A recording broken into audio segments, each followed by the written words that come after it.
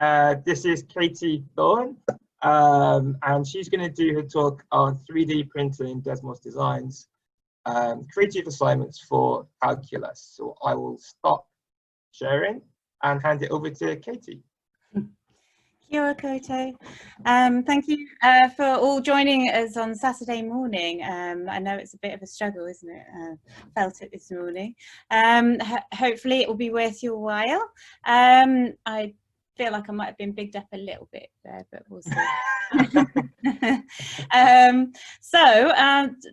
A little bit about me then. So I am from the UK originally. So I've been over in New Zealand for 10 years, coming up 10 years now. I taught in an all-boys grammar school in the UK. I have a maths degree, so I've always taught maths. Then I moved to New Zealand. I had a few years doing sort of random bits and bobs, including working in a pet shop for a little bit.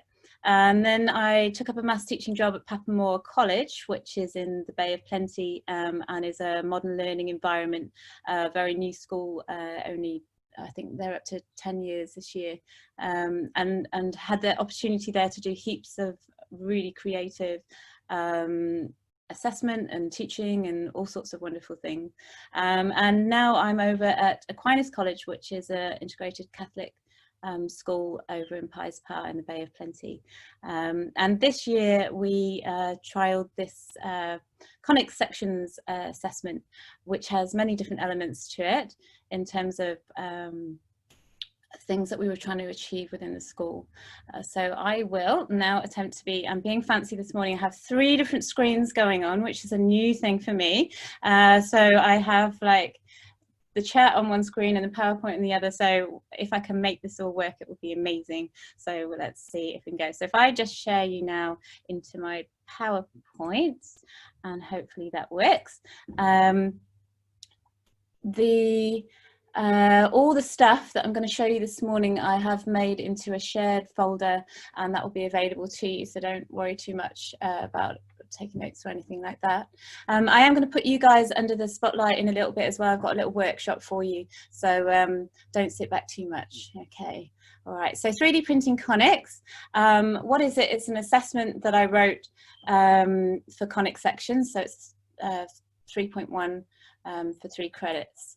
And the idea sort of came from a graphing internal which was designed at Papamoa College called Graph Panda, and I have presented on this before at the AMA, so I'm not going to go through too much on that one. However, if you are interested in Graph Panda, I'm happy to share resources on that as well, so you can drop me an email. My email address is at the end.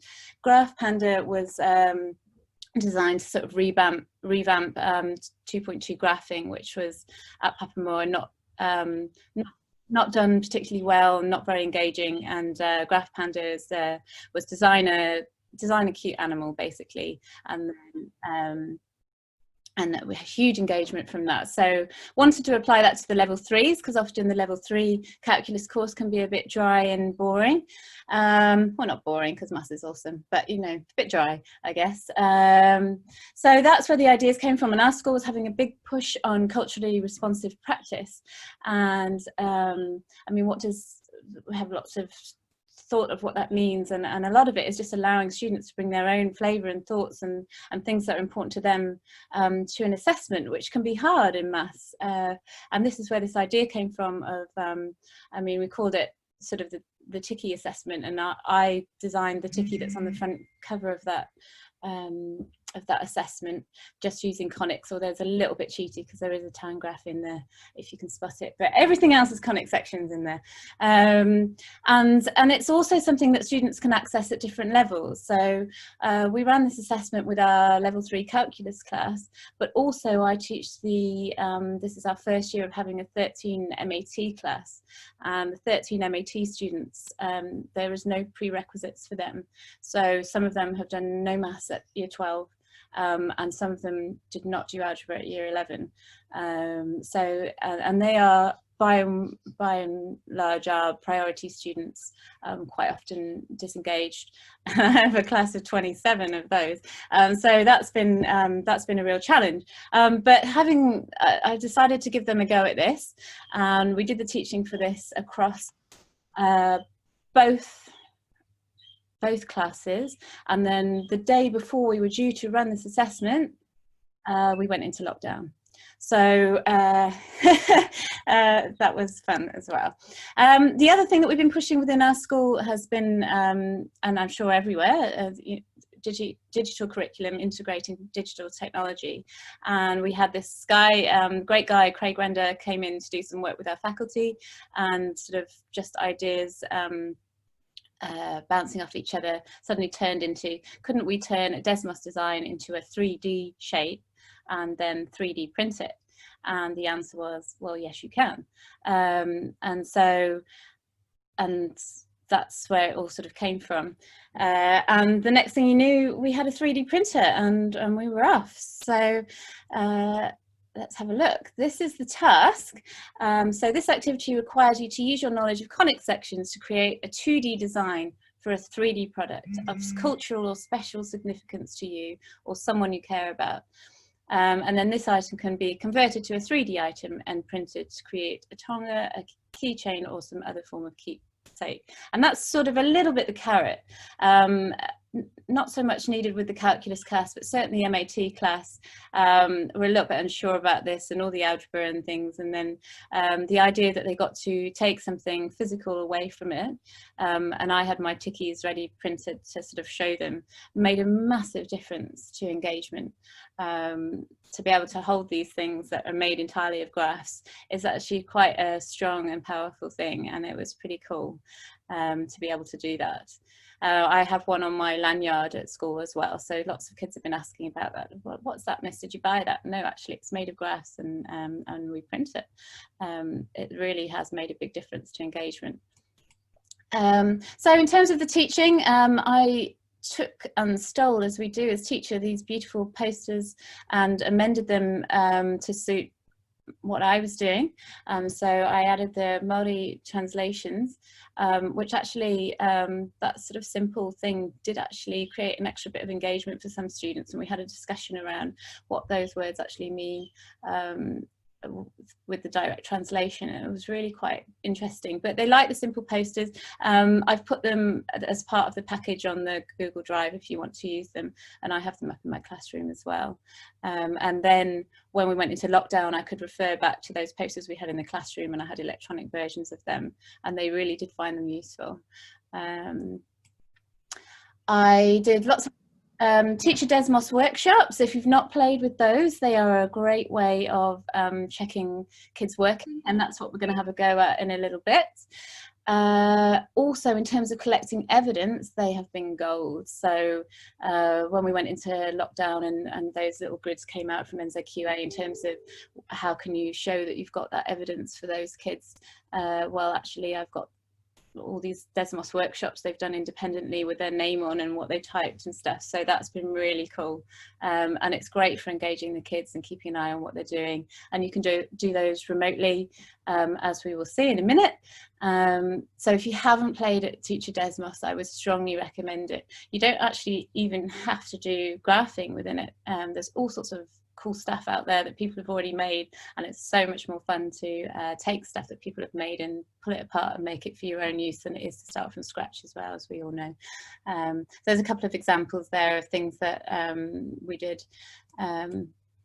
there.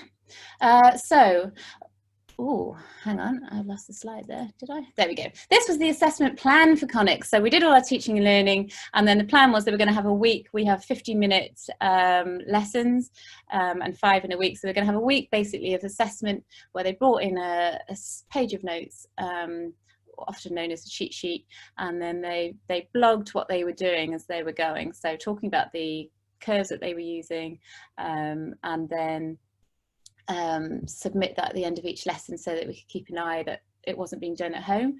Obviously you can't stop kids from going into these electronic things at home, but by sending that screenshot or whatever at the end of each lesson, then it's sort of a way of keeping an eye on it. In terms of authenticity, you see this building up in your class, and I've done this before with Graph Panda. So you're coming around all the time talking to the kids, you see their designs building up, you know it's their work, but also you've got that kind of original, they're all different, like everyone makes something different, and that's what's so cool about these assessments, is seeing what the kids come up with as well. And you know, if you've got any issues, then you conference them. If you think you've got two that are similar, then you talk to them. Can they explain to you what they made and how they made it and what these equations mean? And it's pretty obvious if kids don't know what they're talking about. So this was the plan. What actually happened was we went into lockdown, and we talked a lot about, well, do we assess over lockdown, because of the obvious implications for the kids and the equity and the stress of the situation. So what we did in the end was we were very open with our communication to parents and kids and said, look, we're going to give you 4 weeks. We've got this holiday period, and I've put holiday in inverted commas because we all know for us that was not a holiday. And then 2 weeks of the official schooling. So 4 weeks to do what would have been, you know, 250 minutes worth of assessment. We put it out to parents that it was just a low stress thing, and actually a lot of the kids fed back that they were so grateful for something to do over that holiday period, because it wasn't a holiday, they were stuck at home, and that they could hang on to school kind of and just do this, and students got in contact if they were stuck, and we actually had a great engagement for this, a really great engagement. Students still communicated with us. We could see designs building up. They talked about what they wanted to do, and we had an idea of what they were capable of and things we'd already seen from their work in class.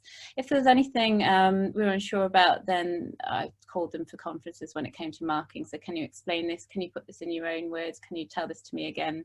And I really was happy that what we ended up with was some pretty unique, awesome work. I think we only had a couple of not submits across all the classes, and those kids, you know, we're just catching up with now. So what I did was, because I'm quite obsessed with Google Sites at the moment, was make a little Google Sites for some of the stuff that they created.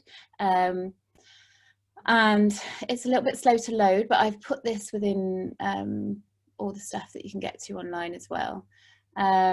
So here we've got, you can see, if you look very closely, you can see that little shark moving, I think. There's a rocket.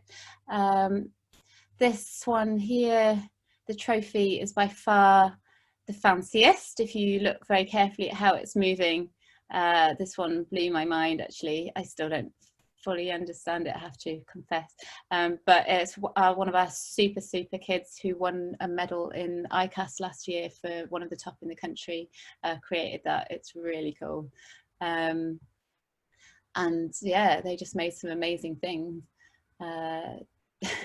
from the simple to the complicated. I quite like this one because he has one parabola, one ellipse, one circle and one hyperbola, and went for the absolute minimum for what he needed to do.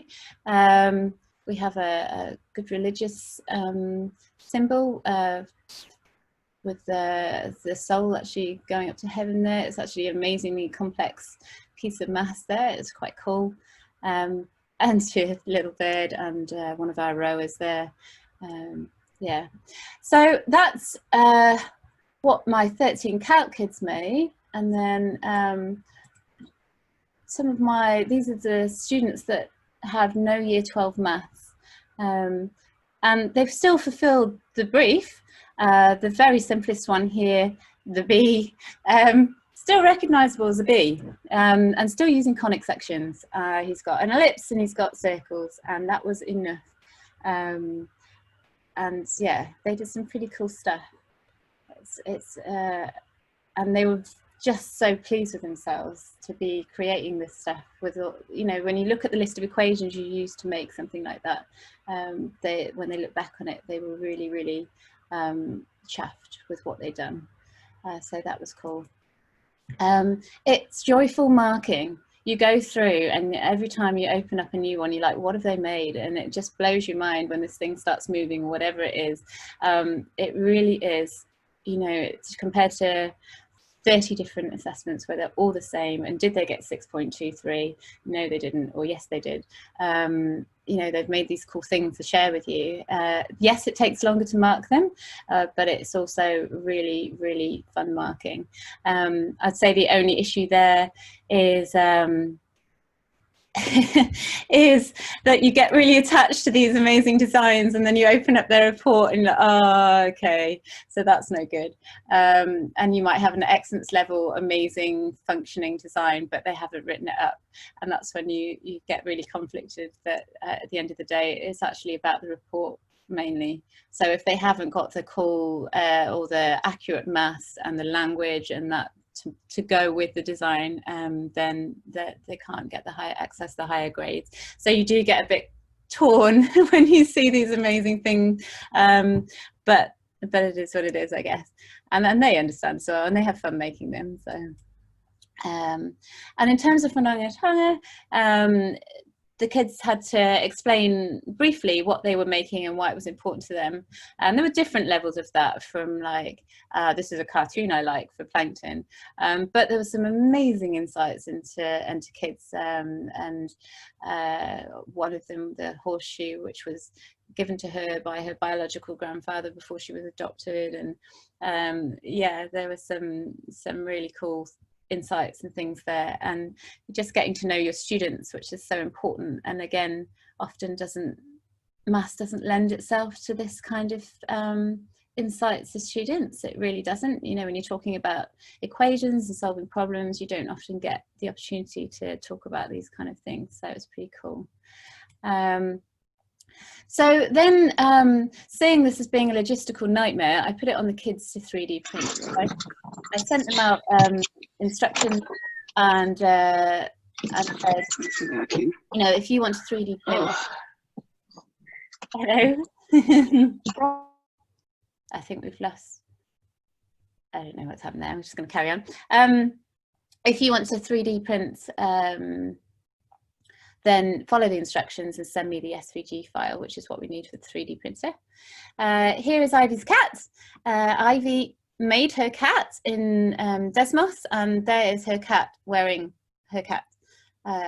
So yeah, she was so pleased with this that she took it home and put it on her cat. And seeing this, then Emma wanted her dog to see him as him in full conic section form there as a 3D printed Winston. So that's quite cool. These little snippets of here's my dog and here's my cat have been quite cool as well. Winston is very photogenic, but I understand that this picture took about 10 minutes to take to get him looking in the right direction with it and not eating the plastic thing. Bless him. This is our 3D printer. It is an Up Mini, which was recommended by our technology department. It was about $1,200, and we had a little deal going on because we rented out our rooms to evening classes. So the school purchased this for us as a thank you, and it's been perfectly serviceable for what we needed. It's small, but we're just printing little things. We've got some ideas of some other stuff we can do with it outside of these assessments as well. But it is a cool and functional machine, and we found it really, really good. So that is, I don't like to talk a lot, so my classes are never me just standing at the standing at the front and talking for a long time, mainly because I start to give it. So I've made you a challenge, and so you have 10 minutes to go to student.desmos.com and use this class code. It will take you into a little challenge that I've set for you, which, if I just bring that up here, this is the screen. So you have got 4 conic sections there for you to amend and make the most recognizable object that you can out of 4 conic sections. You can't add any more lines, and you must keep all the 4 conics. And I will have a look at these later, and I will 3D print the best one and send it to you if you leave me your contact details in there somewhere. So that is your challenge. So I will leave you to it. I see I've got a message there saying that the Google Drive is not accessible, which might be because I don't have the permission set to outside people. So I will do that while you are doing that. Off you go. If I put the screen back on there, there you go.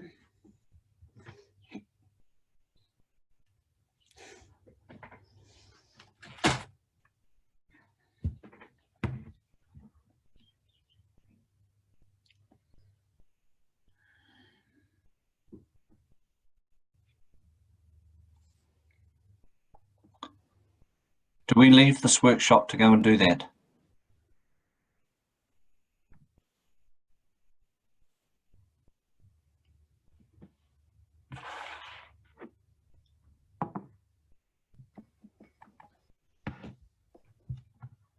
I would just say probably you can stay in the workshop, but then just change your screen to a web browser and have a go, and then come back. Is that what you were envisaging, Katie?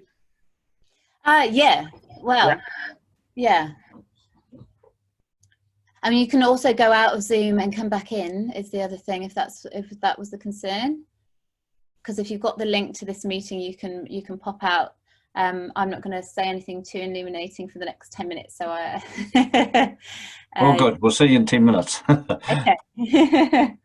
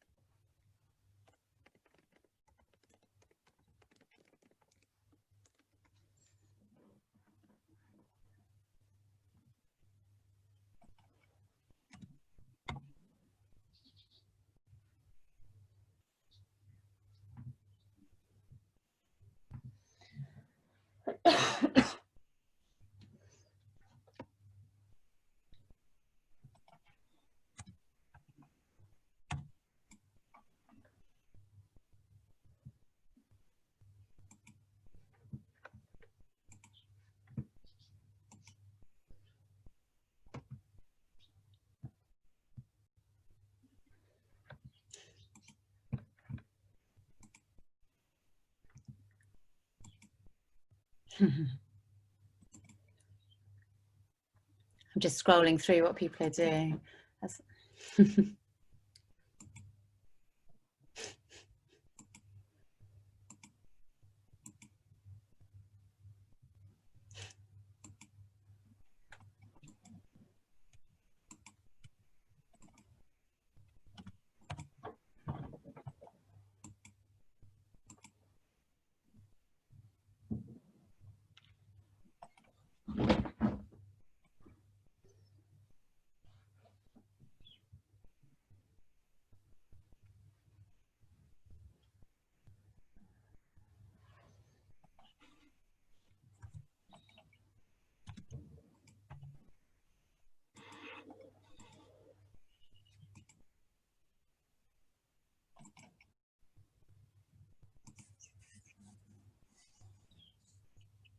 How's the time going? Can you give us some feedback on that?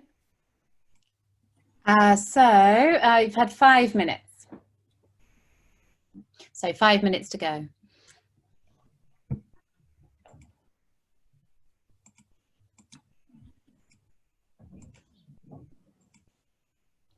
Ooh.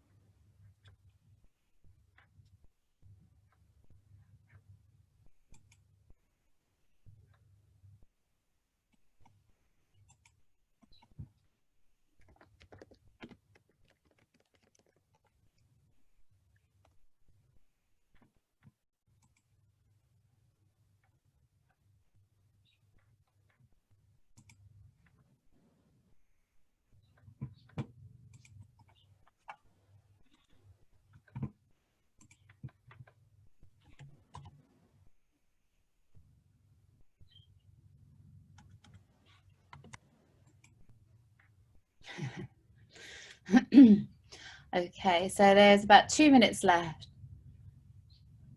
It's quite interesting watching these develop, actually, because there was a couple that I wasn't sure where people were going with it, but I can see now.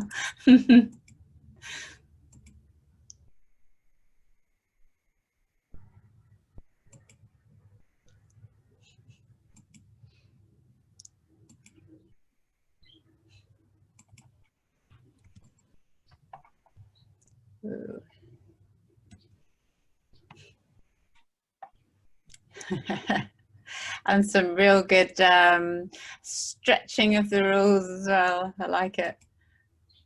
What's the weirdest thing a student's ever made? The weirdest thing? Ooh, that's a good question. Someone made the coronavirus. Oh, no way! That's awesome. Circle with the little, the sort of that we've seen all over the news. Someone made that. That was quite cool. I did have a kid make a really good Corona beer bottle as well, but I haven't popped that on the website. But it was really, really, really good. And there were bubbles going up. But he said how much he identified with the beer. But yeah, and you can't argue with that at the end of the day. But I chose not to share that one. I'm trying to think what else they've made. Yes, funny, didn't the sales go down of Corona beer right at the beginning? Yeah. So yeah, he really did do a good job. It's quite funky, but a bit inappropriate. But there we go. Ooh. I think it's awesome printing out these shapes and then actually putting them on the animals and then taking pictures of them. That's so cool. I didn't see that coming, to be fair. But Ivy really does. That cat's really important to her. So yeah. So the first thing she did was show her cat. I made you. So, yeah. What was the cat's name? Oh, you see, now I couldn't remember when I put that on, so I felt bad because she does talk about him a lot. I want to say Snowy, but I can't remember. But I'm sure it's in her assessment because she's written about why she'd made him in the first place. So. Oh, that's so personal when they do that. So you can see how much more it means to them then, doesn't it? Absolutely. Oh, there's a cool one. I'm just flicking through the things that people have made. Woo. Okay, so I think probably time is up. So shall I pop a couple of these on the screen, maybe? Let's have a look. So away from keyboards, your time is up. If I pop this one up here, can you see that? So I can Oh, wow. yes, and some very clever and the nice thing about this, so this is Teacher Desmos dashboard. If you haven't seen it before, you can flick through as these are being made and see what kids are, and that's another good way of authenticity of work. So I'm thinking next time we run this, I might actually use Teacher Desmos for this, because then students know that you can check in and see what they're doing. Because the more and more, at the moment, Desmos just ran a fabulous art competition and some amazing things from around the world. But there is Desmos art out there, and I guess you have to be a little bit wary of that. So I think in the future I might run this within this. Very cool. It's actually quite hard to make these line up, so that's actually really cool. Nice, I like it. And I like this one for stretching the boundaries of what we were allowed here, because technically there is only those four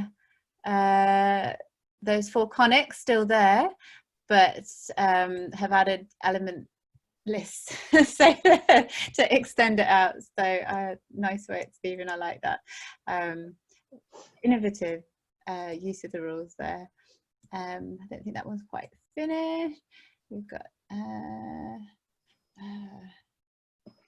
is that something Star Warsy? I don't know, I'm not very good on those kind of things.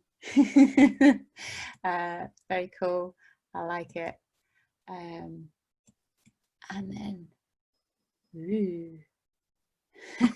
Playing with the animations there, very cool. And I quite, this one was upside down last time I looked at it, so that's all flipped round. That's pretty cool. So yeah, so I'll have a look through those and I will have a go at 3D printing one of them. I mean, one of the things with the 3D printing is that the pieces do have to be joined together, otherwise they all print out separately, so they lift out. So one of the things I do get the kids to do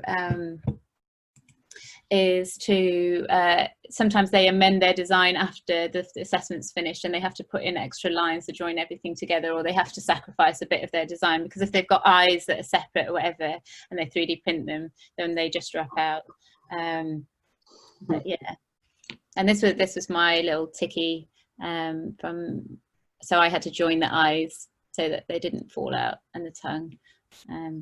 Yeah, all right, so I think I have nearly finished. If I just go back to my PowerPoint, here we go. Oh yes, and then so just a quick note on Graph Panda. So that's the level 2 version of this. These were a couple of the designs that we got from that this year, which fortunately was done just before lockdown. But again, amazing the innovation of the students and the cool stuff. I wasn't actually running this, some of my colleagues were, but still, you know, just you still get joy out of seeing what the kids have made, even if you don't know them or teach them. They're pretty cool, innovative, and I think the kids do as well. Get some real joy out of making them. So yeah, I think that's me. So if you want any more information, please do email me. My email address is on the PowerPoint. The PowerPoint is on the resource link. I do realise I created an infinite loop there because you can't get to the PowerPoint without the resources and so on. So the resource link is in the chat as well. And yeah, just credit to all the people that help and do these things as well. My colleagues at Aquinas are awesome for being receptive to this, because it is very different to things that have been done before, and it's hard when you start off with this and doing things like this, but hopefully you get a lot out of doing it as well. So yeah. All right, well, that's it from me. Thank you so much for joining in. I think in terms of questions, everything has pretty much been answered, apart from Amanda asked about what we require for merit and excellence. So I have put the task on the resources drive, and the marking rubric is in there, but very briefly, merit, we'd want a complete design, and the report would need to have the right mathematical language and things in there. For achieved, you know, we let some pretty sketchy definitions and things through, as long as it's obvious that the kid knows what they mean. And then for excellence, you're looking for some sort of generalization, as with all the graphs assessments. So animation, if you can explain what about your equations caused that animation to happen, then that's a generalization. If they've used a family of curves with it, then that's a generalization too, as long as they explain it, and everything's got to be spot on for excellence. So all correct properties throughout, correct mathematical language.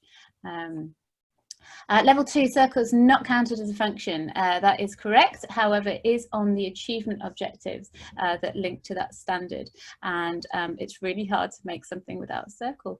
A circle isn't a function in its definition either, but it is mentioned in the achievement objectives, and I have seen it on other assessments, so we do use it.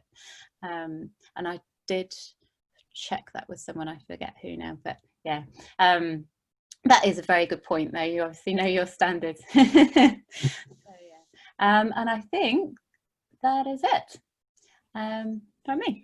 Thank you so much, Katie, for such an amazing, engaging and creative talk. I especially like the links to the cultural dimensions, and you just seem to fit in so many different aspects that you can clearly see your learners have got quite a lot out of that, and obviously it seems like you got a lot out of it as well, which is awesome. I just want to say a few things just to wrap up the session, so I will just finish. I've been told that I have to say these things.